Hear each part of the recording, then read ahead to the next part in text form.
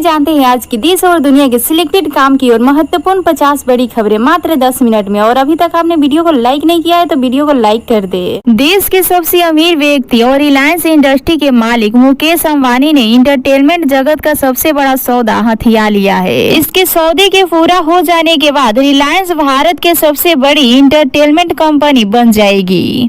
Team India इस समय दक्षिण अफ्रीका के दौरे पर है और इस दौरे पर टीम इंडिया ने T20 सीरीज को बराबरी में समाप्त किया है। तो वहीं दूसरी तरफ वनडे सीरीज को टीम इंडिया ने 2-1 से अपने नाम किया है।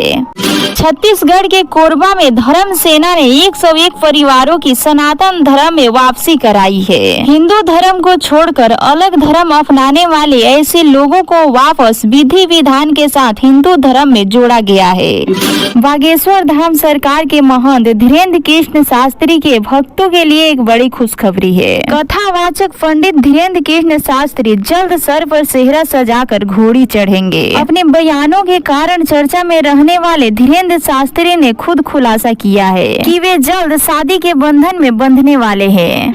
योगी आदित्यनाथ की सरकार ने 7 से 14 दिसंबर तक उत्तर प्रदेश में चलाए गए एक विशेष सप्ताह भर के अभियान के दौरान निजी अस्पतालों में इलाज करा रहे 8,671 टीबी रोगियों की पहचान की है। राज्य सरकार ने इस साल निजी अस्पतालों में 2,24,300 टीबी मरीजों को नोटिफाई करने का लक्ष्य रखा था और 6 दिसंबर तक 1,95,050 टीबी मरीजों को नोटिफाई किया जा चुका है। अभियान से यह संख्या बढ़कर 2,03,721 हो गया है।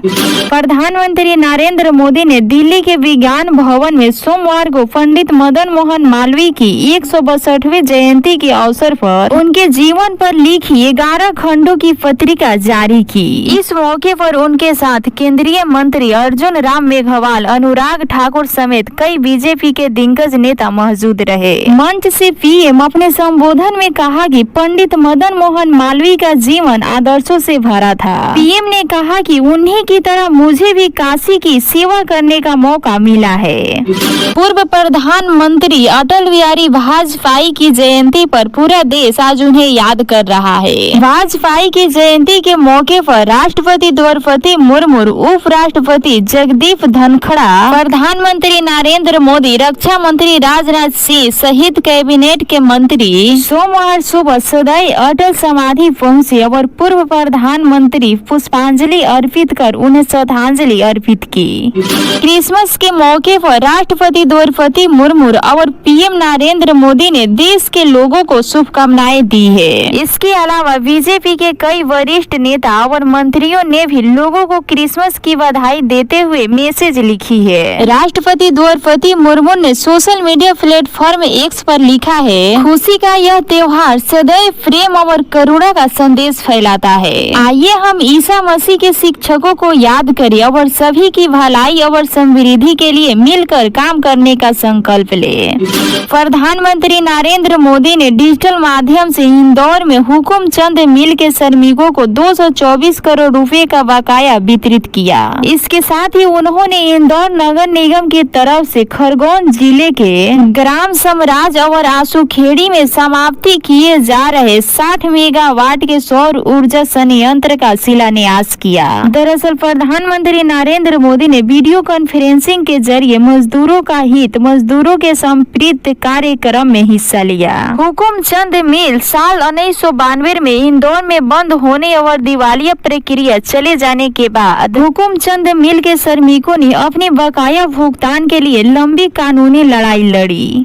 प्रधानमंत्री नरेंद्र मोदी देश को $5 ट्रिलियन अर्थव्यवस्था बनाने की बात करते हैं। पीएम मोदी के इस लक्ष्य को हासिल करने में उत्तर प्रदेश एक बड़ी भूमिका निभा सकता है। पीएम मोदी के इस लक्ष्य को हासिल करने के लिए मुख्यमंत्री योगी आदित्यनाथ ने किसानों से विकास की दर को 3 गुना करने की बात कही है। उत्तर प्रदेश में आगामी लोकसभा चुनाव के लिए तैयारियां शुरू हो गई है। राजनीतिक दल अपनी रणनीति और तैयारियों के जरिए जनता के बीच जाने को है। इस सर्वे में जनता से कई मुद्दों पर सवाल किए गए हैं, जिसके आधार पर 2024 के आम चुनावों को लेकर सर्वे किए गए हैं। इस सर्वे में यूपी के जनता से यह सवाल किए गए हैं कि पीएम मोदी के नामांकन से वह कितना संतुष्ट है। लंबा इंतजार के बाद आखिरकार अयोध्या में श्री राम के भव्य मंदिर का निर्माण हो रहा है और 22 जनवरी वह तारीख होगी जब राम लला की प्राण प्रतिष्ठा की जाएगी। प्रधानमंत्री नरेंद्र मोदी अपने हाथों से मंदिर का उद्घाटन करेंगे और भव्य जश्न होगा। इस समारोह में देश भर के नामचीन लोग जुड़ेंगे। वहीं महाराष्ट्र के शिवसेना डिप्टी के चीफ उद्धव ठाकरे गृह मंत्री अमित शाह के एक बयान से बीजेपी के ऊपर भड़के हुए हैं। देश की राजधानी दिल्ली में एक तरफ ठंड का कहर जारी है तो दूसरी तरफ प्रदूषण का स्तर पूरी तरह बेकाबू हो चुका है। सोमवार को भी दिल्ली में वायु प्रदूषण का स्तर गंभीर श्रेणी में दर्ज किया गया है। कंधे पर केसरिया ध्वज, पीठ पर राम मंदिर की तस्वीर और जय श्री राम का नारा लिखा हुआ बैनर के साथ और मुख में राम नाम, राम भक्त में लीन होकर मुंबई से अयोध्या के लिए पैदल यात्रा करने वाली मुंबई में रहने वाली शबनम शेख की इन दिनों खूब चर्चा हो रही है। शबनम मुंबई से अपने 2 दोस्तों के साथ पैदल अयोध्या के लिए निकली है। वह 100 किलोमीटर से ज्यादा का सफर भी तय कर चुकी है। भारत के नागरिकों के लिए स्वास्थ्य, प्राकृतिक संस्कृति और गौरवशाली इतिहास के साथ साथ भारत के लिए एक रिकॉर्ड बनाने के उद्देश्य में राजनांदगांव जिले के डोगरगढ़ गांव से एक तिरंगा लेकर एक व्यक्ति ने उल्टी चाल की पद यात्रा शुरू करते हुए भारत भ्रष्टाचार पर निकल चुका है। बागेश्वर धाम के महंत धीरेन्द्र कृष्ण शास्त्री अपने बयानों को लेकर अक्सर सुर्खियों में रहते हैं। अब पीओके को लेकर उनका एक बयान सुर्खियों में बना हुआ है। धीरेन्द्र शास्त्री ने कहा है कि भारत सरकार में इतनी हिम्मत है कि हम पीओके को वापस ले लेंगे। हमने भी पीओके को वापस लाने के लिए वोट डाला है। धीरेन्द्र शास्त्री ने कहा, हम अपनी चीज नहीं मांगेंगे तो क्या दूसरे की चीज मांगेंगे। हमारी बपौती है पीओके। वर्तमान भारतीय सरकार के पास इतना दम है कि वे पीओके को वापस ले लेंगे। मुख्यमंत्री योगी आदित्यनाथ कल आगरा के बाटेश्वर आएंगे। मुख्यमंत्री योगी आदित्यनाथ का 2 मिनट कार्यक्रम तय हो गया है। मुख्यमंत्री योगी आदित्यनाथ का हेलीकॉप्टर खेरिया एयरपोर्ट से 11:50 में उड़ान भरेगा। पड़ोसी मुल्क पाकिस्तान में खान पान के देखते एक बार फिर चरम पर पहुंच गई है। लोग बढ़ती हुई महंगाई के बोझ के तले दबे जा रहे हैं। वहीं सरकार ने इस पर काबू पाने के लिए कोई कदम नहीं उठाया है। भारतीय अंतरिक्ष एजेंसी ने अपने पहले सूर्य मिशन आदित्य L1 को लेकर बड़ा अपडेट दिया है।